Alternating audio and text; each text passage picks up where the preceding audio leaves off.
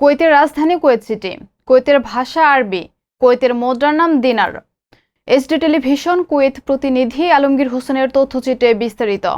কুয়েতের দিনার হচ্ছে পৃথিবীর সবচেয়ে বড় মুদ্রা।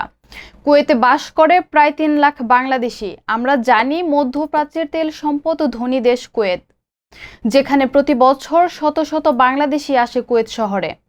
বর্তমান 18 নং আকুত আকামায় বা আকুত ভিসায় শ্রমিক যাওয়ায় কুয়েতের 75 দিনার বেতন, যা বাংলাদেশের টাকায় 27,000 থেকে 28,000 টাকা। 8 ঘন্টা ডিউটি।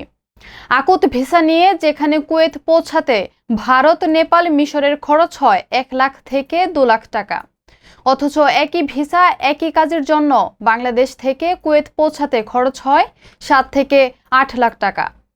নতুন করে কুয়েতে যাওয়ার আগে বাংলাদেশিরা আকুত ভিসা সম্পর্কে ধারণা রাখবেন।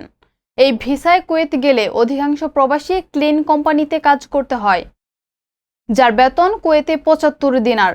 তাতেই শেষ নয়, নির্দিষ্ট সময়ে কোম্পানির কন্ট্রাক্ট বা চুক্তি শেষ হয়ে গেলে কোম্পানিকে দিতে হয় অর্থ।